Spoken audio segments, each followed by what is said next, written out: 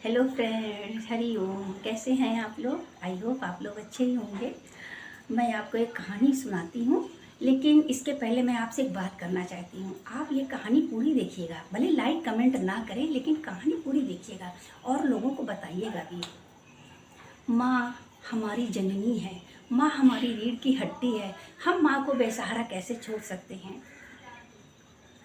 हम माँ को कैसे बेसहारा छोड़ सकते हैं? लोग सोचते हैं माँ को यहाँ से हटा दो, हमको आज़ादी मिल जाए। माँ कौन सी बंधक है? आप लोगों को क्या वो परेशान करती हैं? बल्कि आपको हेल्प ही करती हैं। एक जज साहब थे, वो अपनी पत्नी को तलाक देने जा रहे थे और तलाक के कागज मेज पे पड़े थे और पत्नी फूट फूट कर रो रही थी, बच्चे रो रहे थे और उन्होंने अपनी पूरी वसीयत जायदाद अपनी पत्नी बच्चों के नाम कर दी थी। देख के पड़ोसियों ने रिश्तेदार को बुलाया। रिश्तेदार आए, बोला ये सब क्या कर रहे हो जज साहब, आप तो इतने पढ़े लिखे हो। वो इतना सुन के रोने लगे, कहते पढ़ा लिखा किस काम का, जो मैं अपनी माँ को देखभाल नहीं कर पाया, माँ को 2 रोटी नहीं खिला पाया, माँ से मैं ठीक से बात नहीं कर पाया। मेरी माँ ने बर्तन मांज मांज कर मुझको पढ़ाया है। मेरे पापा तो बचपन में ऊपर चले गए थे, मेरी माँ ने बर्तन मांजा। अगर वो बुखार भी होता, माँ आपका बदन क्यों गर्म है, तो माँ बोलती थी रोटी बना रही थी तो इसलिए गर्म हो गया। उन्होंने कभी बताया नहीं कि मेरी तबीयत खराब है, लेकिन उन्होंने मुझे पढ़ाया लिखाया। दिल्ली के विश्वविद्यालय से उन्होंने मेरी LLB कराई और किसी तरह करते करते करते करते उन्होंने मुझको जज की नौकरी उनके बदौलत ही हमको मिली। ये जो आज मेरे बच्चे ऐश कर रहे हैं ना, ये उनके बर्तन मांजने की वजह से हैं। ये जो पत्नी खड़ी है ना चमक धमक करके, ये माँ की बदौलत है। आज मैं अगर कूड़ा बिन रहा होता तो उसको मैं क्या दे सकता था। ये लोग मेरी माँ से अच्छे से बात नहीं करते थे, माँ को 2 रोटी नहीं देते थे और ये नौकर जो खड़े ना सब तुरिया के बात करते थे। मेरी वाइफ मेरे बच्चों के सामने मेरी माँ से कोई बदतमीजी से बात करे, ये मैं कैसे सहन कर सकता हूँ। रोज़ की तरह मैं आज भी ऑफिस से घर आया। मेरी माँ ने कहा बेटा मुझे वृद्ध आश्रम पहुँचा दो। मैं उनकी आंखों में झांका, देखा बहुत लाल आंखें थी माँ की और मुझे बहुत तकलीफ़ हुई अपनी माँ को देखकर।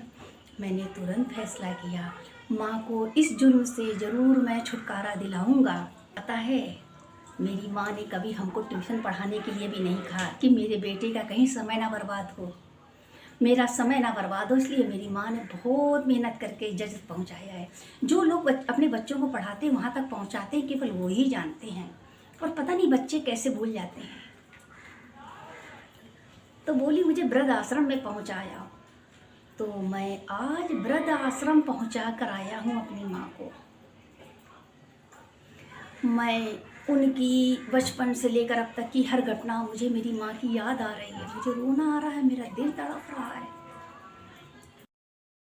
माँ को भूल जाऊँ, मुझे हर उसकी रोज रोज रोज रोज वो रोती थी, इसकी आंख लाल होती थी। मैं कैसे भूल जाऊँ अपनी माँ को, कैसे भूल जाऊँ मैं।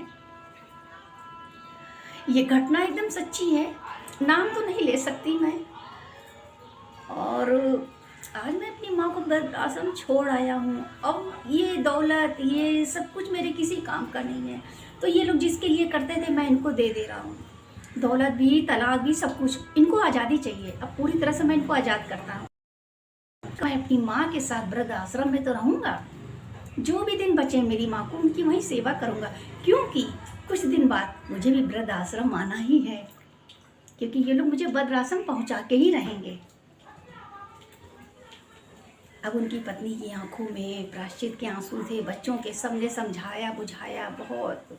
उसके बाद वो माँ ने फिर जब वो लेने गए अपनी माँ को,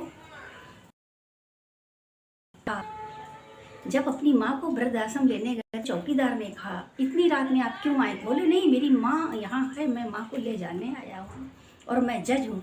चौकीदार बड़ी तेज हंसा, बोला आप जज हो, लेकिन आप अपने जब माँ का फैसला नहीं कर पाए तो आप लोगों का फैसला क्या करेंगे?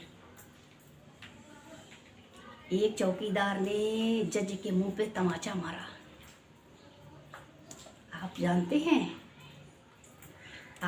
जज की पदवी क्या होती है और एक चौकीदार की क्या होती है? तो ये किसने करवाया? माँ को जज वहाँ तक पहुँचाने वाला कौन? पत्नी। पहुँचाने वाला कौन? बच्चे। और पहुंचाने वाला कौन? नौकर। अगर इन तीनों को वाइफ लगाम दे देती, चुप करा देती, तो माँ वहाँ तक ना जाती। ऐसे लोगों का क्या किया जाए? नींव किसने रखी है और मौज कौन कर? क्या नहीं मान? चौकीदार ने बड़े प्रेम से कहा, हाथ जोड़ के, सारे सबूत आपके सामने थे, सारे सबूत आपके सामने थे। जब आप अपनी माँ का न्याय नहीं कर पाए तो आप लोगों का न्याय कैसे करेंगे? तो हम लोग बड़ों के साथ ऐसा ना करें, उनको सुने, उनको समझें। जरूरी नहीं है माँ बचपन से आपको पाल पोस के बड़ा करा है तो बुढ़ापे में भी वो चौका बर्तन आपकी पत्नी का करे, तब आप उसको 2 रोटी दें। अगर ये कहानी आपको अच्छी लगी हो तो और लोगों को ज़रूर बताइएगा कि ऐसा ना करें। हर बच्चा, हर बेटा एक जैसा नहीं होता है कि नहीं बस मैं और मेरी पत्नी और मेरा परिवार, मैं मेरा परिवार। कुछ लोग माँ को भी अहमियत देते हैं क्योंकि उसने पढ़ाया लिखाया, इस काबिल बनाया है कि आज हम अपने पैरों पे खड़े हो सकते हैं। मैं अनीता सन सभी को हरिओम करती हूँ। अगर टाइम मिला, समय हुआ, अगर भगवान ने चाहा तो मैं फिर आपसे मिलूँगी। हरिओम।